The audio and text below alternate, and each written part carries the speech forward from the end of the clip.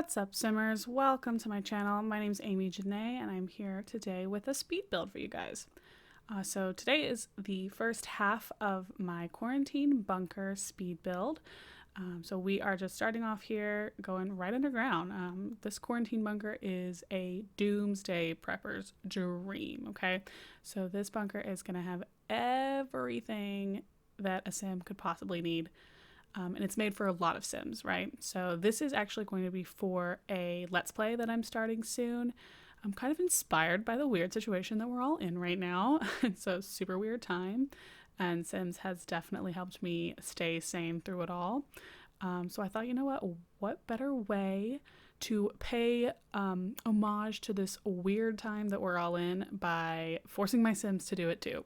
So soon I'm actually going to be starting not a bunker challenge. I don't want to call it a challenge, but just a bunker quarantine doomsday let's play.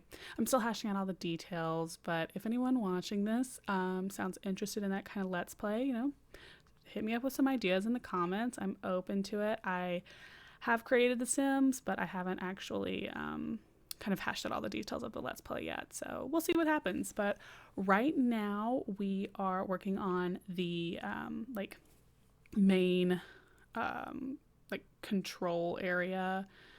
I kind of wanted it to have like a really industrial vibe here. So these two little rooms, you come down the stairs and then you're in the first quarantine room or whatever, and there's that industrial shower there from Get to Work. It's kind of like, okay, I'm here, I gotta decontaminate in the decontamination shower before you can actually go into the bunker. And then we have the command center here, the maintenance bay, the science test area, however you want to call it. I actually ended up changing it a good bit once I was done with the entire build, because I decided I wanted it to be a little bit bigger and have some more stuff in it. I ended up putting the robotics station from Discover University in there so that my Sims could create robots and stuff to help them in the bunker, I guess. I put a lot of the Get to Work stuff in there as well. Obviously you can't, in this kind of let's play, you can't have a career, but I put all the science career equipment in there so that they could at least build that skill. So yeah, we'll see if that actually comes into play or not, but I wanted to make this room look as industrial and sciencey as possible, keeping in mind that I don't have any experience in that in the real world, so who knows what it's supposed to look like. But the whole thing is supposed to have kind of this creepy, sterile vibe. It was created by some weird mad scientist who doesn't understand social norms, and you'll see when we get to the living area that it kind of feels like some sterile hospital hotel hybrid. If you've ever seen the show The 100 on the CW, I kind of took a little bit of inspiration from, what was that place called? Mount Washington? A dead president of some name? I don't know. But it was this group of people who went into this bunker during the apocalypse, and they just had this really weird specific lifestyle, and the whole thing felt very creepy resort vibes, but also colony of, I don't know, a cult maybe? I don't know. It was a very, very specific, weird vibes that I was going for with this. So now we're actually in the garden room. So, I mean, theoretically, if we're not talking about The Sims here, you have to grow all the food that you eat in a weird doomsday bunker where you can't go out into the real world and the apocalypse has happened and there's no Amazon Prime anymore. So that's what this is. So they would theoretically grow their own fruits and vegetables in here. Obviously the Sims don't actually need to do that, but it's a nice touch. And I think I'm going to try to make them require them to grow some stuff. I know that in the Sims you don't actually have to grow anything. Throwback to Sims 3 when you actually had to buy ingredients for your food, but I'm not bitter, it's fine. But I want them to have to grow vegetables and stuff. But we also have the kind of crafting room here, woodworking, flower arranging, arts. This is the work room, right? So they have to do work and build stuff for the bunker and maintain things, and that's kind of the focus of this floor is maintaining the bunker. It's a much, much smaller floor than the bottom two. You'll see later, especially in the second half of the video, like it gets insane towards the bottom of this bunker. So, but this is kind of like the workroom here. And I wanted to go ahead and put the arts up here as well, just because all the other activity rooms are more geared towards just like enjoyment and fun, versus I think this floor is more of like work that has to be done and things that they have to do to like keep the bunker going and like decorate it too. Like obviously no one has to do artwork, but I think it kind of fit the whole workroom vibe here. But you can see I really struggled with like flooring and wall colorings and stuff, because I wanted all of the main hallways to have like a really creepy bunker vibe, but then they open into these rooms that don't match that at all, right? So like the garden is green, the workroom has like a wood den type feel to it, you know, it's not like there's these weird concrete industrial stairwells and hallways that open up into these really like kind of normal rooms. So, but anyway, now we are down to the next floor. This is the living quarters. Okay, so we're starting in what will eventually be the Great Hall, as I like to call it. Hey, all my Harry Potter fans out there. Can't look at a room with a bunch of tables in it without calling it a Great Hall. And then the kitchen. So that stove actually, like obviously this can't function as a like restaurant. I mean, it could, but that would be a weird waste of a lot trait, but whatever.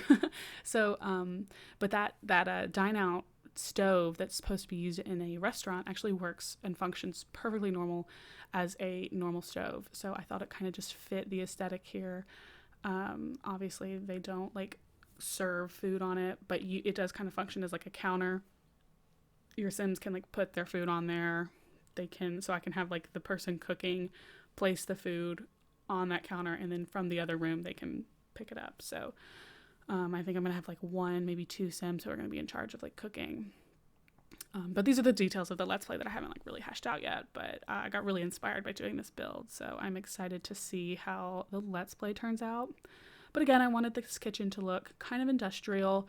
Obviously it doesn't have like the weird creepy industrial feel of the hallways, but it is still kind of sterile. I think that's the overarching theme here, is that like everything is very like sterile and clean and white and like weirdly uniform. Nothing is personalized. It feels like you're kind of in this weird hotel hospital type thing.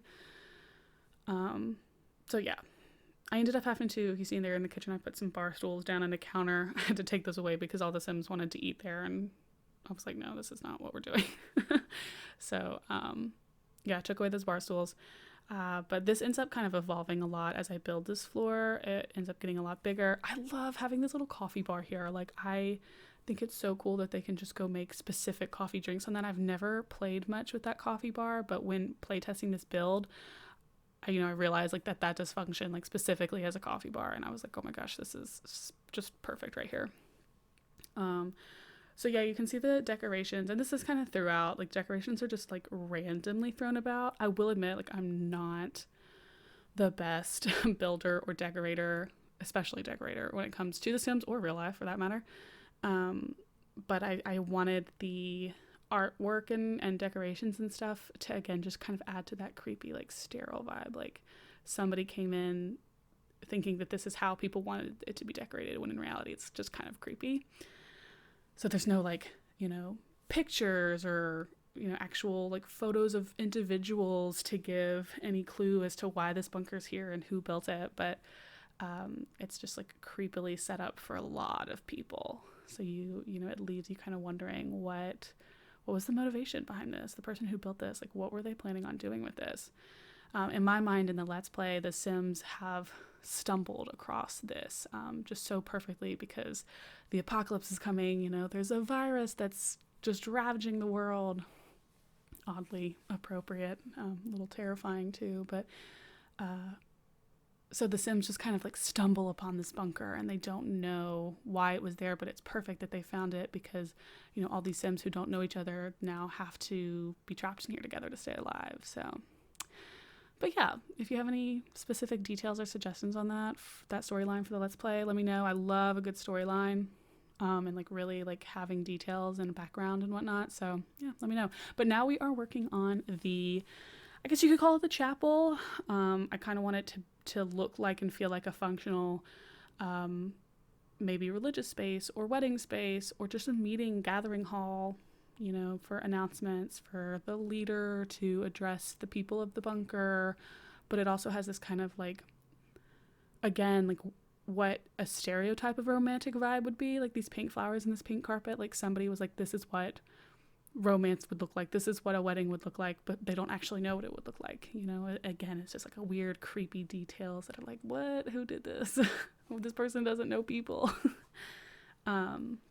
So yeah, and obviously we'll find, I don't know if that arch functions properly scaled down, but I did have to scale it down, so that was not something that I play tested. We'll see, I suppose. There's a lot of things in here that are like situationally need to be play tested, and we'll, I guess, discover that in the Let's Play. But now I am starting on the bedroom, so this is where it really starts to feel like a hotel vibe, right? Because I create one bedroom bathroom combo like you would find in a hotel and just copy it 12 times.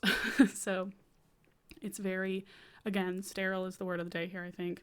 Very hotel-y, very like oddly decorated. It's super like white and tan, and it doesn't feel homey or like personalized at all. But it feels like it's been fully done, like it doesn't leave a lot of room for personalization, but it's not at all personalized. So I think it just adds to those creepy vibes. And again, it leaves you wondering like who built this? Why is it built like this? What was the intention for it? What was their plan? And whether that's details that we work on in the Let's Play, I don't know. We'll see. We'll see what happens. I like to have a good storyline for a Let's Play, but I want to see where it goes. I don't want to script out everything in its entirety. I want to see kind of what the Sims do on their own and how storylines play out, and get advice from other people. If anyone ends up watching the Let's Play and has any advice and ideas, I'm not the most creative person in the world, so I'm always open to see where things will go.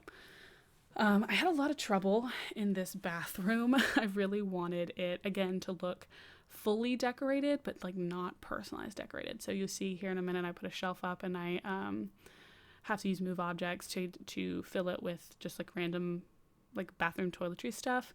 And so it looks very lived in, but also still like oddly like not personalized.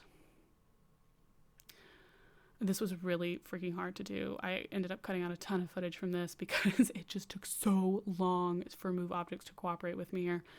But I ended up getting enough on there. It made me happy. I was actually really proud of this bedroom bathroom combo and how it turned out, because I think it really feels and gives like some like crazy sterile hotel vibes. That's what I think anyway. But I really like the ability to just build one, and then like I copied it a ton of times. You'll see that I end up playing with the layout of all the rooms. And actually, I think right now we're still on a smaller lot. I end up having to stop and move to the big park lot in Oasis Springs to get it finished, because this floor ended up becoming so large. So what I'm going to do as far as the Let's Play goes is, because I want to have it be like a ton of Sims, right? I want it to be like a lot of people here that are like trapped here because of, the apocalypse or the virus or whatever you want to call it. And I tested this out a few different ways and how to get Sims to stay on this lot. And I finally came to the realization that I need to use MCC, the mod MC Command Center, to up my lot size, or the family size, of the number of Sims I can have in a family, so that I can have like a bunch of people here and they all interact together, and they can, get married and have children and grow like the number of people here and so on and so forth. But if you have people that aren't in the family on the lot, then one, if they did end up marrying somebody like and growing the legacy and having children, then they can't give birth on not their home lot. Like Sims have to, be on their home lot when they give birth, or the baby goes right to their home lot. So which is an annoying detail that we won't get into, but so everyone to continue on the Let's Play into like multiple legacies, that everyone has to be a part of the family. And I wanted it to be more than, just like 4 Sims starting out so that we can eventually get to 8. Like I wanted it to be a lot. So I've just been playing with it in all my playtests as having a larger family size for the lot. So that's why I ended up putting in 12 different bedrooms, because right now I have 12 individual Sims that I'm going to start it with.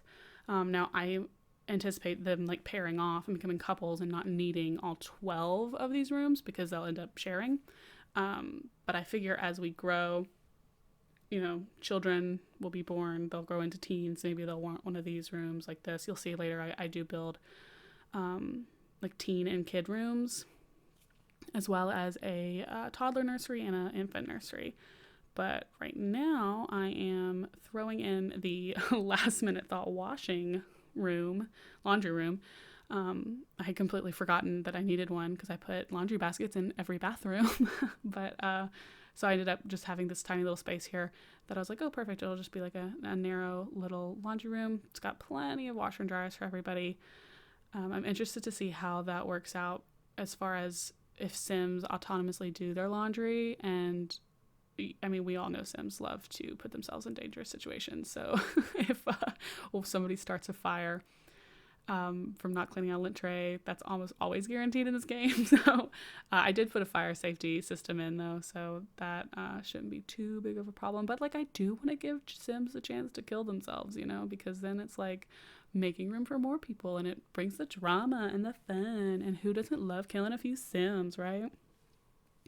So now we are on to the baby nursery. So this I kept really simple, just threw in some bassinets. Babies aren't real people in The Sims anyway, right? But I put like 6 bassinets in. I don't know how it's gonna go with, people procreating. We'll see how many we actually need. Wouldn't it be something if we needed like 12? Oh my god, that'd be insane.